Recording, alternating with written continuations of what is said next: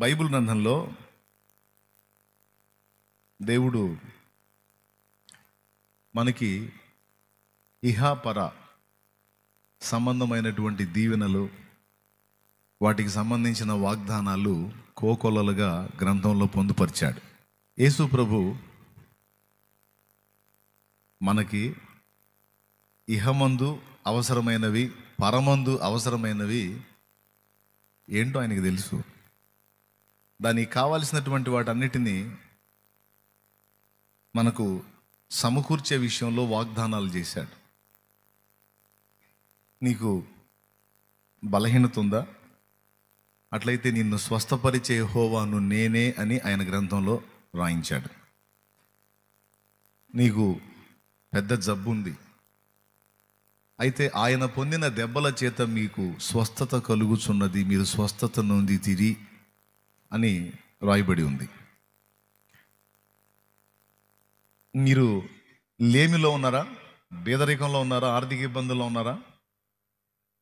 దేవుడు తన ఐశ్వర్యం చొప్పున తన మహిమలో మీ ప్రతి అవసరత తీర్చును అని వాగ్దానం ఉంది. నీకు శత్రు భయం ఉందా? ఎవరైనా నీకు కీడు తలపెడతారని, నీకు ప్రాణహాని చేస్తారని, లేకపోతే నీ మీద ఏదన్నా ప్రయోగాలు చేస్తారని, డైరెక్ట్గా నిన్ను ఎదుర్కోలేక చాటుమాటున నీ మీద మాంత్రిక విద్యలను ప్రయోగింపజేస్తారని శత్రు భయం నీకేమన్నా ఉందా? దానికి కూడా ఆయన వాగ్దానం ఉంది. ఏమనుంది? నీకు విరోధముగా రూపింపబడిన ఏ ఆయుధము వర్ధిల్లదు. ఉందా? వాగ్దానం ఉందా? రైట్. ఏ విషయంలోనైనా నువ్వు కంపించిపోతున్నావా? కదలిపోతున్నావా? కలవరంలో ఉన్నావా? దేవుడు నన్ను వదిలేస్తాడేమో, దేవుడు నన్ను విడిచిపెడతాడేమో, దేవుడు నన్ను పట్టించుకోడేమో అనే కలవరం నీకుందా? దానికి వాగ్దానం ఉంది. పర్వతములు తొలగినను, మెట్టలు తత్తరిల్లినను నా కృప నేను విడిచిపోదు అన్నాడు. పాత నిబంధనలో ఉన్నాయి, క్రొత్త నిబంధనలో కూడా వాగ్దానాలు ఉన్నాయి. పాత నిబంధనలు అయితే పిచ్చగా ఉన్నాయి.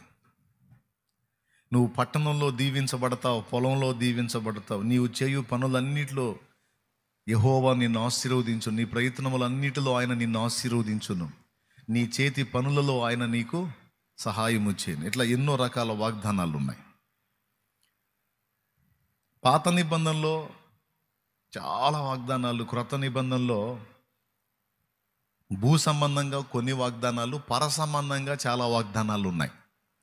నా తండ్రి ఇంట అనేక నివాసములు కలవు, లేని ఎడల నేను మీతో చెప్పుదును, మీకు స్థలము సిద్ధపరచ వెళ్ళుచున్నాను, నేను వెళ్ళి మీకు స్థలము సిద్ధపరిచి మళ్ళా నేను వస్తాను, నేను వచ్చి మిమ్మల్ని తీసుకొని పోతాను, అప్పుడు నేనుండు చోటున మీరును ఎల్లప్పుడూ ఉందురు, సదాకాలం మీరు నాతో కూడా ఉంటారు అని పర సంబంధమైన వాగ్దానం కూడా చేశాడు. ఆయన నీ గుడారములను, నీ నివాస స్థలములను వర్ధిల్ల చేయును అన్నాడు. అది భూ సంబంధంగాను. ఇక్కడ నివాసాన్ని వర్ధిల్ల చేస్తానన్నాడు. అక్కడ కూడా నా తండ్రి ఏంటి అనేక నివాసాలు గలవు, ప్లేస్ ఉంది అని అక్కడ కూడా వాగ్దానం చేశాడు. ఈ వాగ్దానాలు మనకే కాదు, ఆనాటి ఇశ్రాయేలు జనాంగానికి కూడా చేశాడు. వాళ్ళకి చేసిన వాగ్దానాలు కొన్ని అభినవ ఇశ్రాయేలుకు మనం, వాళ్ళేమో అబ్రహాము శరీరమును బట్టి సంతతి అయితే, మనం విశ్వాసమును బట్టి అబ్రహాము సంతతి అయ్యాం గనుక వాగ్దానాలకి వాళ్లే కాదు వారసులు, మనం కూడా వారసులమయ్యాం. దేన్ని బట్టి అంటే విశ్వాసాన్ని బట్టి. ఆమేన్. దేన్ని బట్టి అయ్యాం? విశ్వాసాన్ని బట్టి. ఆనాడు ఇశ్రాయేలు వాగ్దానాలకు ఎలాగైతే వారసులయ్యారో, ఈరోజు మనం కూడా విశ్వాసాన్ని బట్టి వాగ్దానాలకి వారసులమయ్యాం. దేవుడు కేవలం పర సంబంధమైన వాటినే ఇస్తాడా, భూ సంబంధమైన వాటిని కూడా ఇస్తాడంటే రెండింటిని ఇస్తాడు. భూమి మీద మనం జీవించినంత కాలం మనకు మనుగడ సాగాలంటే మరి ఆయనే సాయం చేయాలి. కష్టపడి చదివినోడు కుటుంబాన్ని పోషించుకోవాలంటే ఉద్యోగం ఆయనే ఇవ్వాలి. పెళ్లి చేసుకున్నోడు కుటుంబాభివృద్ధి పొందాలంటే సంతానాన్ని ఆయనే ఇవ్వాలి. అలాగే వివాహానికి సిద్ధపరచబడినటువంటి వ్యక్తికి, ఆ ఏజ్ వచ్చిన వాడికి తగిన భాగస్వామిని, గుణవతి అయిన భార్యను దేవుడే కృప చూపాలి. అలాగే భూమి మీద ఉన్నంత వరకు మన కష్టమంతా హాస్పిటల్స్కి దారిపోయకుండా కాస్త బ్రతికిన 4 రోజులు మంచి ఆరోగ్యాన్ని కూడా దేవుడే ఇవ్వాలి. ఈ భూమి మీద ఉన్నంత వరకు మనకు కావాల్సింది, ఇప్పుడు పొలం వేసాం, వేయటం వరకే మన పని. ఎవరు చేయాలి? భూమి మీద బతకడానికి కావాల్సిన సమస్తం ఆయన ఇవ్వాలి. ఎందుకంటే మనల్ని సృష్టించిన సృష్టికర్త, మరి ఉనికిలోకి తెచ్చింది ఆయన. ఈ బ్రతికిన 4 రోజులు సాయం చేయాల్సింది కూడా ఆయనే. మరి భూమి మీద కావాల్సిన వాటిని ఆయన ఇవ్వకపోతే ఎవరు ఇస్తారు మనకి? ఆయనే ఇవ్వాలి. రేపు పోయిన తర్వాత, రేపు దేవుని దగ్గరికి చేరిన తర్వాత అక్కడుండే ప్రపంచంలో కావాల్సిన వాటిని ఆయనే ఇవ్వాలి. ఇస్తానని వాగ్దానం చేశాడు. అయితే ఇహ సంబంధమైన వాటికి, పర సంబంధమైన వాటికి కావలసిన సమస్త విషయాలను గురించి మనకు ముందే ఆయన ప్రామిస్ చేశాడు, వాగ్దానం చేశాడు, నేను మీకు ఇస్తాను. ఇప్పుడు మీకు ఒక విషయం చెప్తాను. ఐగుప్తు దేశంలో బానిసలుగా ఉన్న ఇశ్రాయేలీయులకి మోషే ద్వారా ఏం వాగ్దానం పంపాడు? దేవుడు మిమ్మల్ని విడిపించి పాలు తేనెలు ప్రవహించే కనాను దేశానికి మిమ్మల్ని తీసుకెళ్ళి దాన్ని మీకు ఇస్తానని దేవుడు వాగ్దానం చేశాడు అని చెప్పాడు. అందుకోసమే నన్ను పంపించాడు. నేను ఇప్పుడు ఫరోతో మాట్లాడి, పోరాడి, నేను మిమ్మల్ని బయటికి తీసుకెళ్ళి ఈ అరణ్య యాత్ర జరిగించి దేవుడు వాగ్దానం చేసిన ఆ వాగ్దత్త భూమిలోనికి, పాలు తేనెలు ప్రవహించే భూమిలోనికి మిమ్మల్ని చేర్చాలి. ఇది నా పని. దేవుడు ప్రామిస్ చేశాడు, మీకు అది ఇస్తానని అన్నాడు. మనకి ఎలాగైతే వాగ్దానం చేశాడో ఆనాడు ఇశ్రాయేలు జనాంగానికి కూడా అలాగే వాగ్దానం చేశాడు, ఇవన్నీ మీకు ఇస్తానని. అయితే వాగ్దానాలు ఉన్నాయి కాబట్టి మనం చింతపడాల్సిన అవసరం లేదు. నువ్వు ఏ టైపు సమస్యలో ఉన్నా దానికి సంబంధించిన వాగ్దానం బైబిల్లో దొరికింది నీకు. నువ్వు అన్యాయం పొందావనుకో ఎదుటోళ్ళ ద్వారా, నేను నీకు న్యాయము తీర్తును అంటాడు. అది ఉంది వాగ్దానం. నీకెవరన్నా దుర్మార్గం చేశారనుకో, దుర్మార్గం చేశారనుకో, వాడి మీద పగ తీర్చుకోవాలని ఉంది నీకు. దేవుడు అంటాడు, నువ్వు సైలెంట్గా ఉండు, పగ తీర్చుట నా పని అంటాడు. నువ్వు ఏ సమస్య అన్నా చెప్పు, లేకపోతే ఏ విషయమైనా చెప్పు, దానికి సంబంధించిన ప్రామిస్ బైబిల్లో ఉంది. దాదాపు అన్నీ ఉంటాయి.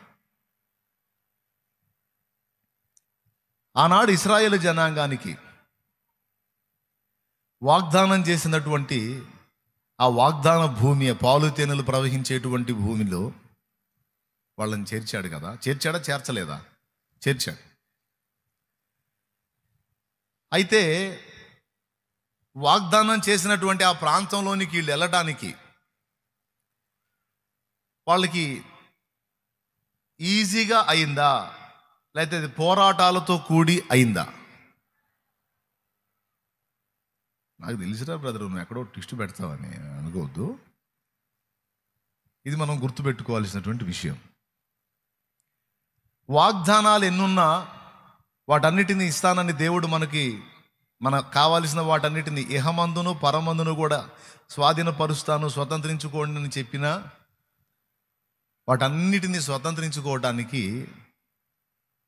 మన వంతు పోరాటం అనేదాన్ని దేవుడు ఏర్పాటు చేశాడు. మన వంతు పోరాటం. ఇప్పుడు ఇశ్రాయేలీయుల గురించి కొంచెం ఆలోచిద్దాం. అబ్బాయి, నేను మిమ్మల్ని బంధకాల్లోంచి విడిపించి పాలు తేనెలు ప్రవహించే దేశానికి మిమ్మల్ని చేరుస్తానని దేవుడు అన్నాడు. ఇక్కడ నుంచి ఆడికి వెళ్ళే ఈ ప్రయాణం కానీ, అక్కడ దాన్ని స్వాధీనపరుచుకునే విషయం కానీ సుఖవంతంగా జరిగిందా, పోరాటాలతో జరిగిందా? పెద్దగా చెప్పాలి. ఇప్పుడు దేవుడు వాగ్దానాలు ఇస్తే అవన్నీ ఈజీగా అయిపోవాలి కదా. దేవుడు ప్రామిస్ చేస్తే ఇక మనకి ఏ నొప్పి లేకుండా, ఏ బాధ లేకుండా, ఏ ఇబ్బంది లేకుండా అరటిపండు కానీ ఒలిచి మన చేతికి ఇచ్చినట్టు, మన నోటికి అందించినట్టు ఉండాలి కదా. దేవుని ప్రామిస్లు. మరి ఇదేంది, వాగ్దానం చేస్తాడు, ఒట్టు పెడతాడు, ఓ కష్టపడు అంటాడు. ఇక్కడ పాయింట్ ఏంటంటే, ఇశ్రాయేలు జనాంగానికి వాగ్దానం అయితే చేశాడు, పాలు తేనెలు ప్రవహించే దేశాన్ని, కానీ దాన్ని స్వతంత్రించుకోవటానికి వీళ్ళు కొన్ని పోరాటాలు ఎదుర్కోవాల్సి వచ్చింది. మొట్టమొదట దాన్ని స్వతంత్రించుకోవటానికి ముందు వీళ్ళు ఐగుప్తులో నుంచి బయటికి రావాలి. దేవునికి స్తోత్రం. గుర్తు రాసుకోండి, వాగ్దాన భూమిని స్వతంత్రించుకోవటానికి ముందు వీళ్ళు ఏం చేయాలి? తాము ఏ దేశంలో బానిసలుగా ఉన్నారో, ఎవరి కింద ఊడిగం చేస్తున్నారో వారి చేతుల్లో నుంచి వీళ్ళు బయటికి రావాలి. బయటికి రావాలంటే అది వాళ్ళ చేత కాదు, వాళ్ళ చేత కాదు. ఎందుకంటే అది చేత అయితే వాళ్ళు బానిస బతికెందుకు బతుకుతారు? ఈరోజు మనకిచ్చినటువంటి వాగ్దానాలు స్వతంత్రించుకోవడానికి మనం కూడా లోకంలో నుంచి బయటికి రావాలి. ఇశ్రాయేలీలకి ఆ ఐగుప్తు బానిసత్వానికి, వాళ్ళకి ఆ ఐగుప్తు అయితే, మనకి లోకం అనే ఐగుప్తు బానిసలుగా చేసింది మనల్ని. కొంతమంది త్రాగుళ్ళలో, కొంతమంది వ్యభిచారంలో, కొంతమంది ప్యాకాట్లో, కొంతమంది క్రికెట్ బెట్టింగుల్లో, కొంతమంది ఆన్లైన్ రమ్మీ గేమ్లో, కొంతమంది ఇంకా రకరకాల, కొంతమంది డ్రగ్స్కి, రకరకాల వ్యసనాలకి, రకరకాల పాపాలకి బానిసలైపోయి లోకం అనే ఐగుప్తులో బతుకుతున్నారు. దేవుడు, నేను నీ కోసం సిద్ధపరిచినవి బోల్డ్ అన్ని ఉన్నాయి. ఒక మంచి ఆశీర్వాదకరమైనటువంటి జీవితం ఇహమందును పరమందును కూడా నీకుంది నా కుమారుడా. నేను ఒట్టి మాటలు చెప్పట్లా, ఒట్టేసి చెబుతున్నా అంటున్నాడు దేవుడు. నేను కాదు, ఒట్టేస్తున్నా నేను కాదు, ఆయన. ప్రామిస్ అంటే ఏంది? ఒట్టు. వాగ్దానం అంటే ప్రామిస్, మన భాషలో ఒట్టు. నువ్వు ఆ బంధకాల్లో బందీవై ఉన్నావు, దానిలో నుంచి నిన్ను వెలుపటికి తీసుకొచ్చి ఒక ఆశీర్వాదకరమైనటువంటి జీవితంలోనికి నిన్ను చేర్చాలనేది నా ఆశ.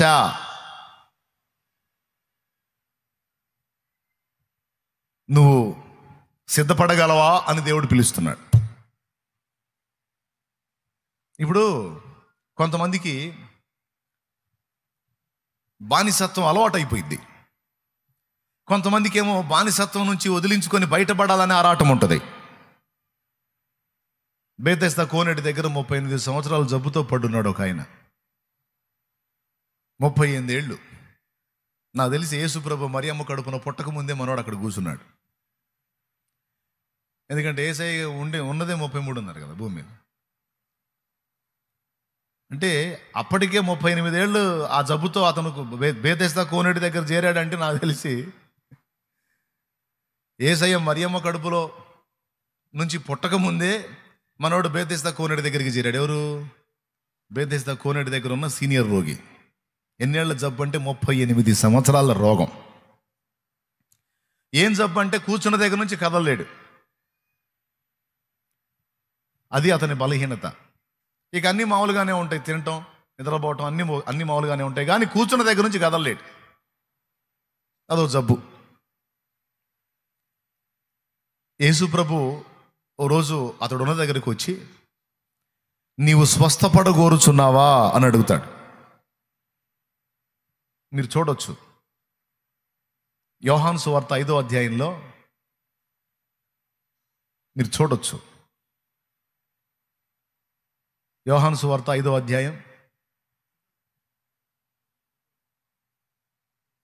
తీసుకున్నారా? 5వ వచనం అంట చూడు, 5:5 యోహాను సువార్త. అక్కడ 38 ఏండ్ల నుండి వ్యాధి గల ఒక మనుషుడు ఉండెను. యేసు వాడు పడియుండుట చూచి వాడప్పటికి బహుకాలము నుండి ఆ స్థితిలో ఉన్నాడని ఎరిగి, స్వస్థపడగోరుచున్నావా అని వాడిని అడుగగా, ఆ రోగి, అయ్యా, నీళ్లు కదిలింపబడినప్పుడు నన్ను కోనేట్లోనికి దించుటకు నాకు ఎవ్వడును లేడు గనుక నేను వచ్చునంతలో మరి ఒకడు నాకంటే ముందుగా దిగునని ఆయనకు ఉత్తరం ఇచ్చాను. 38 సంవత్సరాల జబ్బుతో బాధపడుతున్న అతను కోనేటి దగ్గరికి ఎందుకు వచ్చాడో తెలుసా? ఆ బేతెస్దా కోనేటిలో ఒక కార్యం జరిగిద్ది. ఎప్పుడన్నా ఒకసారి ఒక దేవదూత ఆ కోనేటిలో నీళ్లు నిర్మలంగా ఉన్నప్పుడు సడన్గా వచ్చి ఆ నీళ్లు కదిలిస్తాడు. అంటే ఉన్నట్టుండి, దూత కనపడలే కానీ ఉన్నట్టుండి ఆ నీళ్లు ఒక్కసారిగా కదులుతాయి. అట్లా ఎప్పుడైతే దూత నీళ్లు కదిలించుట అనేది జరిగిందో అప్పుడు ఏ జబ్బు ఉన్నవాడైనా సరే ఎగిరి అందులో దూకాడు అనుకో, స్వస్థత పొందుతాడు, బాగుపడతాడు. ఇక రకరకాల జబ్బులోళ్ళు, ఊచకాలు, చేతులోళ్ళు, కుంటివారు, గుడ్డివారు, మూగవారు, చెవిటివారు, రకరకాల రోగాలతో బాధపడేవాళ్ళు గుంపులుగా ఆ కోనేటి చుట్టూ 5 మంటపాలు ఉన్నాయి. ఆ మంటపాల్లో ఉంటారు వాళ్ళు. ఆ కోనేటికి వెళ్ళి చూసుకుంటూ ఉంటారు. దూత ఎప్పుడు వస్తాడో, నీళ్ళు ఎప్పుడు కదిలిస్తాడో, నీళ్ళు ఎప్పుడు కదులుతాయో దూకుదామని. కొంతమందికి వాళ్ళ సమీపంలో కోనేటి దగ్గరలో ఉన్నప్పుడు దూత నీళ్ళు కదిలిస్తే దూకటం, స్వస్థత పొందటం, ఇంటికి పోవటం. పాపం నేను చెప్పినోడు 38 ఏళ్ళ నుంచి కూర్చున్నాడు ఆడ బాగుపడతానని. దూతలతో పెట్టుకుంటే అంతే మరి. దేవునికి స్తోత్రం. ఆ దూత ఎప్పుడు వస్తాడో, నీళ్ళు కదిలిస్తాడు, ఎప్పుడు దిగుతాడో, బాగుపడతాడో. 38 ఏళ్ళు కాసుకొని కూర్చున్నాడండి. ఆ రోగం అనే దానికి బానిస బంధకాల్లో ఉన్నట్టుగా ఆ రోగ బంధకాల్లో ఉండిపోయాడు ఆయన. 38 ఏళ్ళకి యేసు ప్రభు వెళ్ళాడు. నేను ఎందుకు ఈ మాట చెప్పానంటే, కొంతమందికి బానిసత్వం అలవాటు అయిపోయిద్దని చెప్పాను. కొంతమంది ఏమో దాని నుంచి బయటపడటానికి పోరాడతారు, కొంతమంది రాజీ పడిపోతారు. ఇంకేం పోతాం, ఇంకేం బయటపడతాం, ఇక అయిపోయింది, చరిత్ర అయిపోయింది. ఈ జబ్బుతో ఉన్నోడి దగ్గరికి వెళ్ళి వాడప్పటికి బహుకాలము నుండి ఆ స్థితిలో ఉన్నాడని ప్రభు ఎరిగి, ఇదిగో నీవు స్వస్థపడు కోరుచున్నావా అన్నాడు. అప్పుడు అతను అన్నాడు, స్వస్థపడాలని నాకెందుకు ఉండదయ్యా, స్వస్థపడటానికే వచ్చి ఇక్కడ కాసుకున్నాను. అసలు ఇక్కడ ఎందుకున్నాను ఇన్ని సంవత్సరాలుగా? ఏ రోజుకైనా నాకు అవకాశం దొరికి నేను అందులో పడి, ఆ నీళ్లలో పడి, ఆ దూత నీళ్లు కదిలించినప్పుడు బాగుపడతానన్న ఆశతోనే ఇక్కడికి చేరాను. ఇన్ని సంవత్సరాలు అదే ఆశతో ఉన్నాను. కానీ మీకు తెలుసా, ఆకలి మొర్రో అంటే రొట్టెలైతే ఇస్తున్నారు కానీ, ఆకలిరా బాబు అంటే రొట్టెలైతే ఇస్తున్నారు కానీ, ఆ నీళ్లు కదిలించినప్పుడు నన్ను తీసుకెళ్ళి అందులోకి వేసేవాడు మాత్రం ఎవడు లేడు. బహుశా వాళ్ళోళ్ళు కొంతకాలం కనిపెట్టి చూసి ఆ దూత నీళ్లు కదిలించక వాళ్ళకి ఇసుగు పుట్టి, నీకోసం మేము కూర్చుంటే అందరు కడుపులు మాడతారా, మేము కూడా పేషెంట్లు ఎక్కడికి వచ్చి కూర్చోవాల్సి వచ్చింది, ఎట్లా నీ సావు నువ్వు సావు, ఆ టయానికి ఆ రొట్టె మొక్క తీసుకొచ్చేస్తావు, ఏదో తిను, సత్యసావు, బతికితే బతుకని అడబడేసిపోయారు. మరి ఏం చేస్తారు? ఇప్పుడు రోగం వచ్చి బాధపడుతున్నోడి కోసం బాగున్నోళ్ళు చావలేరుగా. వాళ్ళు కూడా పక్కన వాళ్ళతో అంటుంటారు, పేషెంట్ల దగ్గర ఉండేవాళ్ళు, చాలా రోజుల నుంచి ఇబ్బంది పడుతుంది అంటే ఏంది, సచ్చింది కాదు బతికింది కాదని. స్తోత్రం. చాలా రోజుల నుంచి ఇబ్బంది పడుతున్నాడు, మరి దేవుడు ఎందుకో మరి కనికరించట్లేదు అంటే అర్థమైంది, నేను తీసుకోవట్లేదని. అంతే కదండి. మరి కొంతమంది అయితే ఇంకా 4 నెలలు గడిచిందనుకో, ఏది అప్పులైపోయాం, ఈ మంచాన పడ్డాడు, అప్పులైపోయాం. అప్పులు ఏంటంటే మరి పనులు ఏడున్నాయి, అందరం పనులు మానుకొని ఈడి కూడిగం చేసుకుంటూ కూర్చోవాలి వచ్చింది. ఇప్పుడు వాడు రోగి అయ్యాడు, వాడితో పాటు మేము కూడా పేషెంట్లు అయ్యాం. ఉన్నమన్న సాటు ఉన్నాడా, చెప్పిన మాట విన్నాడా, మిడిమేళం నడమంతరం ఊరేగాడు, పోయినోడు కాదు ఉన్నోడు కాదు. అల్లాడిపోతూ ఉంటారు, అంటే విరక్తితో మాట్లాడతారు. స్టార్టింగ్లో సమస్య వచ్చిన తొలి దినాల్లో అందరూ ప్రేమ చూపుతారు, అయ్యో పాపం అని కుక్కలను పిలుస్తారు, పాపం దగ్గరికి వచ్చి జాలిపడి అని. కొద్ది రోజులు గడిచిన తర్వాత ఇక జాలి లేదు, దయ లేదు, ఈ డైలాగులు. ఇంకా కొన్ని రోజులు గడిచిందంటే ఇంకా పెద్ద పెద్ద డైలాగులు. చివరికి అసలు నీ సావు నువ్వు సావురా నాయన, మాకు ఏంది, మాకు ఈ కర్మ అని వదిలేసి వెళ్ళిపోయేవాళ్ళు కూడా ఉన్నారు. వదిలేసి వెళ్ళిపోయిన వాళ్ళు ఉన్నారు. అట్లా పాపం ఈ 35 సంవత్సరాలు ఎవడు ఉంటాడు ఆయన దగ్గర? 1 సంవత్సరమా, 2 ఏళ్ళ, 3 ఏళ్ళ, 4 ఏళ్ళ? ఆయన అసలు సంవత్సరం పాటు ఎవరు చేస్తారు అసలు సేవ? 1 సంవత్సరం పాటు చేయమను, దండం పెడతారు. కష్టం. మనిషి ఏమో మిడిమేళం నడమంత్రం ఆగదు, కాలు చేయి సరిగ్గుంటేనే ఏయ్ అంటుంటాడు. దేవుడు అంటారు, ఏయ్ ఏ ఒక్కటి తేడా పడ్డా కుక్క కంటే హీనమైపోద్దిరా నీ బతుకు, జాగ్రత్త అంటుంటాడు దేవుడు. ఈనడా ఈడు వింటాడా? ఆడోళ్ళు మగవాళ్ళు వినరుగా. అది దృష్టిలో పెట్టుకొని బసకాలు అందరం. అన్ని బండిలో సామానన్నీ సరిగ్గా ఉన్నంత వరకే ఎవరి వేషాలైనా. ఏ ఒక్కటి తేడా పడ్డా ఇక కూర్చున్న దగ్గర నుంచి కదిలే పరిస్థితి ఉండదు. అందుకే కొంచెం మిడివేళం తగ్గించుకోమంటాడు దేవుడు. నడమంత్రంగా ఊరేగొద్దు, కాస్త మిడివేళంగా ఊరేగొద్దు, కాస్త కంట్రోల్లో ఉండండి అంటాడు. ఏమైనా అర్థమైంది నేను చెప్పింది? ఇది అర్థం కాకపోతే ఇంకెందుకులే, అర్థమైద్ది. స్తోత్రం.